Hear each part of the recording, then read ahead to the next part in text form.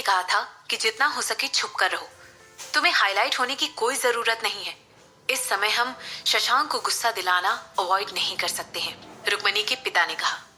इस समय उनके चेहरे पर बहुत ही गुस्से वाले और कठोर होने के एक्सप्रेशन दिखाई दे रहे थे और वो पूरे गुस्से के साथ अपनी बेटी की तरफ देख रहे थे। मुझे तो इसमें कोई प्रॉब्लम नजर नहीं आ रही है। मैं सब कुछ कल तक ठीक कर दूंगी, रुक्मणी ने बहुत ही शांति से जवाब दिया। इसके बाद वो आगे कहने लगी, और मैं कल ही जाकर मिस्टर वर्मा के साथ ये सारी बातें पर्सनली डिस्कस करने वाली हूँ। डिस्कस?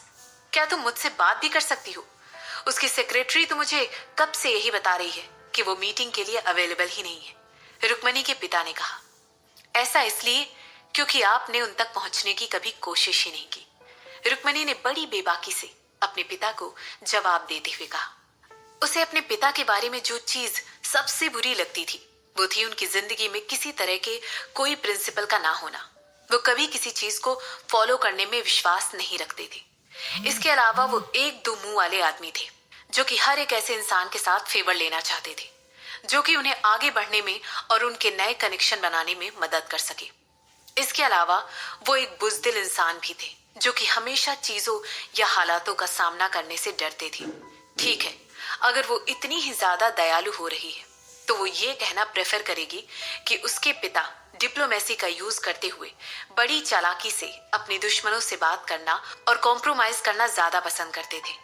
और यही रुक्मणी अपने पिता से बिल्कुल अलग थी। वो खुद को चैलेंज करना पसंद करती थी और किसी दूसरे के प्लान के हिसाब से चलना उसे बिल्कुल पसंद नहीं था।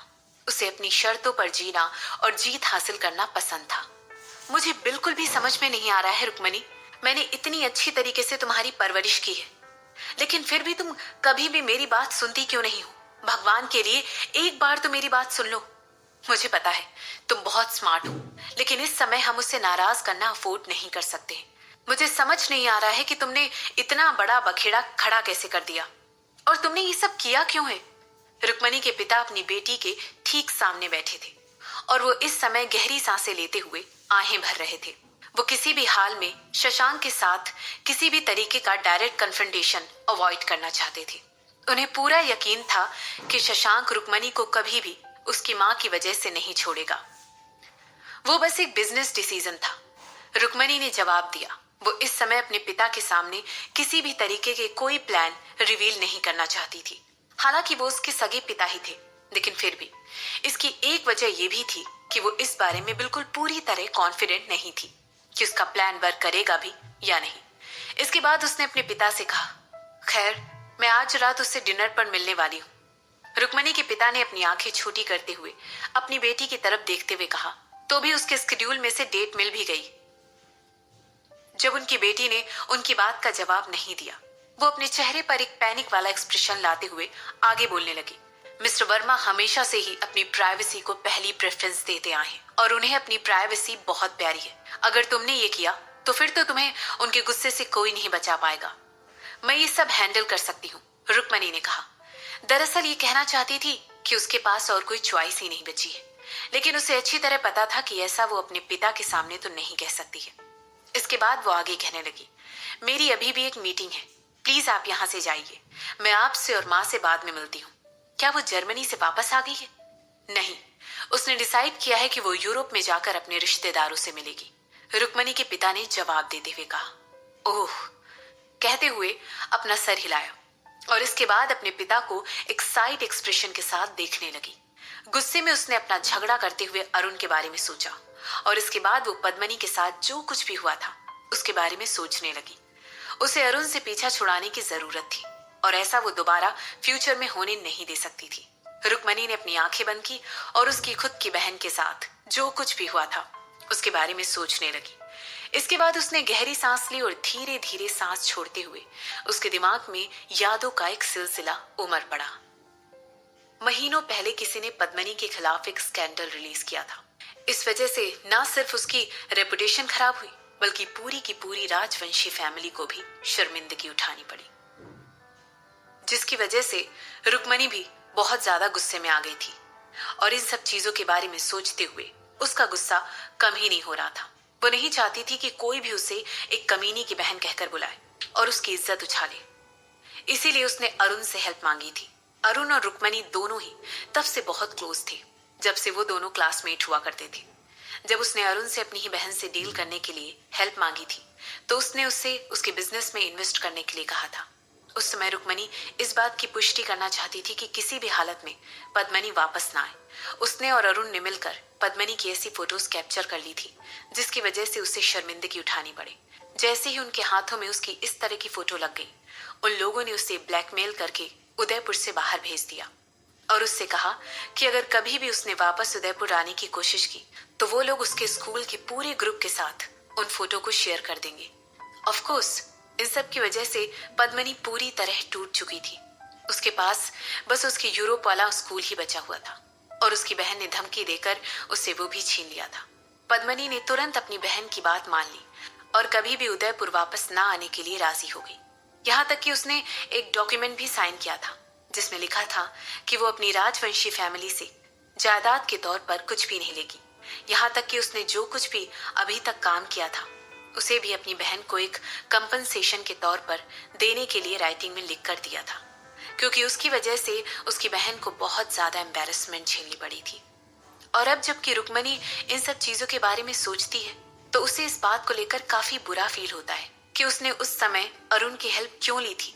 जैसे ही वो स्कैंडल ऑनलाइन रिलीज हुआ था, रुक्मणी बहुत ज्यादा पैनिक हो गई और उस समय उसके दिमाग में जो पहला इंसान आया वो था अरुण। लेकिन जब वो उस आदमी की हेल्प के लिए बहुत ज्यादा पछता रही थी, उसे हमेशा से ही पता था कि अरुण कैसा आदमी है और फिर भी उसने उसकी हेल्प मांगी। कितनी बेवकूफ थी वो। रुक्मणी ने अपनी घड़ी की तरफ देखा और रियलाइज किया कि ऑलरेडी लंच टाइम हो चुका था। अरुण के अकॉर्डिंग वो आज सिमरन से लंच पर ही मिलने वाला था। इसके अलावा अरुण ने किसी फोटोग्राफर या रिपोर्टर से उन लोगों के साथ खाना खाते हुए चुपके से फोटो खींचने के लिए भी कहा था, जिसे वो बाद में अफवाहें फैलाने के लिए यूज करने वाला था। उसे पूरा यकीन था कि इस इंसिडेंट की वजह से पब्लिक की अटेंशन पूरी तरह उसके और सिमरन की तरफ आ जाएगी। ऑफ कोर्स उन दोनों को ही इस बात का कोई आइडिया नहीं था कि सिमरन ने पहले ही इस एक्सीडेंटल मीटिंग को अपने दिमाग में सोच लिया था। उससे पहले ही इस मीटिंग की कहीं ना कहीं भनक लग चुकी थी और ये कोई अंदाजा नहीं था। उसने ये सब इसलिए कंक्लूड किया था क्योंकि अरुण के अंकल ने ही वो लंच मीटिंग आज के दिन शेड्यूल करवाई थी। वो लोग ऑलरेडी कॉन्ट्रैक्ट साइन कर चुके थे, इसीलिए सिमरन को और कोई रीजन समझ में नहीं आ रहा था जिसकी वजह से वो अरुण के अंकल से वापस से मिले, क्योंकि उसने ऑलरेडी मिस्टर रोशन को इस प्रोजेक्ट का इंचार्ज बना दिया था और अब जो भी डील होनी थी उसको मिस्टर रोशन ही देखने वाले थे। मिसेस वर्मा, मैं, ऐसा कहते हुए अरुण की आंखें एकदम से बड़ी हो गई। जैसे ही उसने सिमरन की तरफ देखा, सिमरन के जस्ट बगल में शशांक भी बैठा हुआ था। वो जस्ट एक प्राइवेट रेस्टोरेंट में आया हुआ था और बहुत ही अच्छे मूड में था, क्योंकि उसे लग रहा था कि इस बार तो उसका प्लान सफल हो जाएगा। लेकिन भला किसने सोच रखा था कि आज सिमरन के साथ शशांक वहां पर आने वाला था। मिस्टर अरुण, मैंने आपको यहाँ पर एक्सपेक्ट नहीं किया था। क्या ये कोई दूसरा कोइंसिडेंस है? सिमरन ने उसकी तरफ मुस्कुरा कर देखते हुए कहा। ओह, मैं यहाँ पर अपने अंकल के बिहाफ पर आया हूँ, अरुण ने तुरंत कहा। उसका एक्सप्रेशन वापस से उसके हमेशा वाले कोल्ड एक्सप्रेशन में बदल गया था। उसने कभी भी एक्सपेक्ट नहीं किया था कि शशांक भी वहां पर मौजूद होगा, मगर इसका मतलब ये नहीं था कि वो फेल होने वाला था। इसके बाद वो आगे कहने लगा, मैंने चेक नहीं किया था कि आप अपने साथ किसी और को भी यहाँ पर लेकर आएंगी। वैसे भी ये एक प्राइवेट मीटिंग होने वाली थी। ऐसा कहते हुए अरुण ने अपने हाथों में पकड़ा हुआ गुलदस्ता और ज्यादा कसकर पकड़ लिया। सिमरन ने उसकी बातों को इग्नोर करते हुए कहा, सच में? मुझे लगा था ये तो हमारे कॉन्ट्रैक्ट साइन करने की खुशी का सेलिब्रेशन है। इससे पहले कि सिमरन कुछ और कह पाती, शशांक उसके सामने आकर खड़ा हो गया और कहने लगा, बिजनेसमैन का किसी और बिजनेसमैन को अपने साथ में इस तरह के सेलिब्रेशन को सेलिब्रेट करने के लिए लाना मेरे ख्याल में तो बहुत ही आम बात है। ये बिल्कुल नॉर्मल है और ऐसा हम लोग इसलिए करते हैं ताकि एक दूसरे के साथ इंतजार करते वक्त हमारा नेटवर्क और ज्यादा ब्रॉड हो जाए। इसलिए मुझे लगता है मेरी वाइफ का यहाँ पर मुझे अपने साथ लेकर आना भी तो नॉर्मल बात है। शशांक ने ऐसा एक बहुत ही कोल्ड टोन में कहा था। इसके बाद वो आगे कहने लगा, अब क्योंकि तुम यहाँ पर ऑलरेडी आ ही चुके हो, आओ बैठ जाओ ताकि हम सेलिब्रेशन शुरू कर सकें।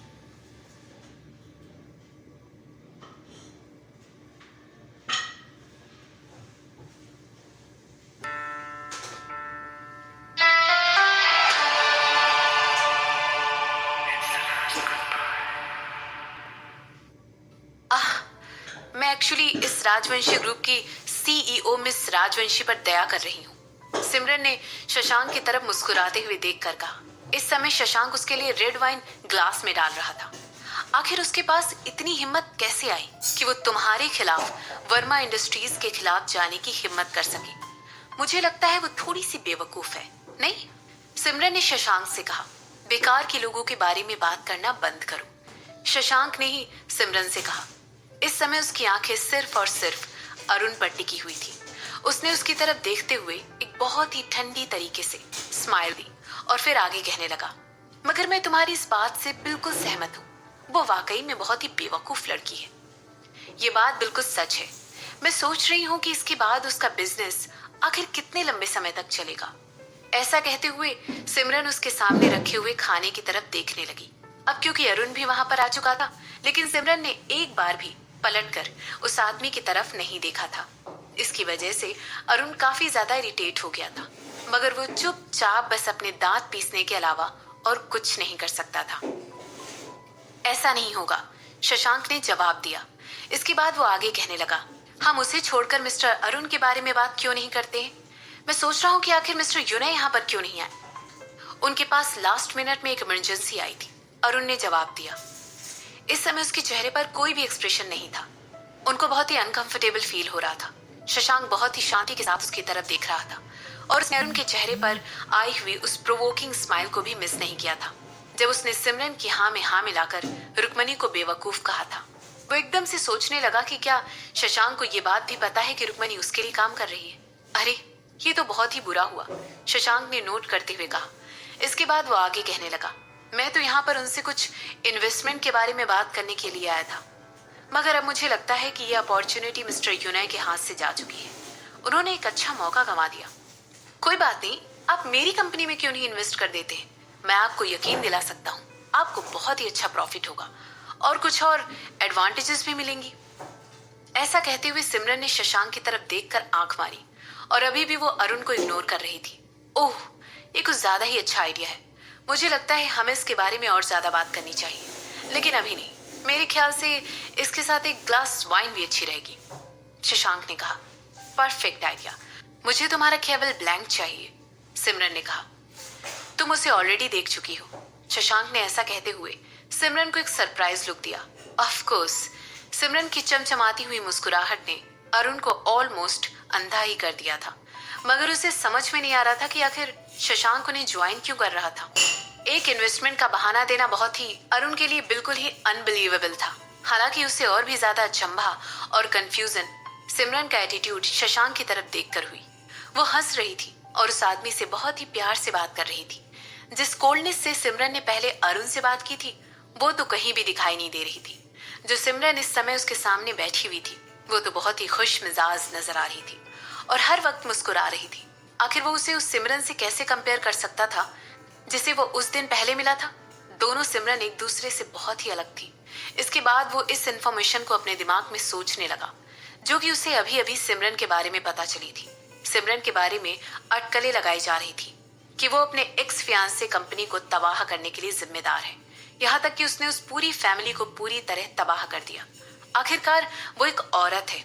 जैसे ही उसे पता चला कि इस अरेंज मैरिज में उसका फियांसे उस पर ऑलरेडी चीटिंग कर रहा है, उसे ये एक इंसल्ट की तरह लगा।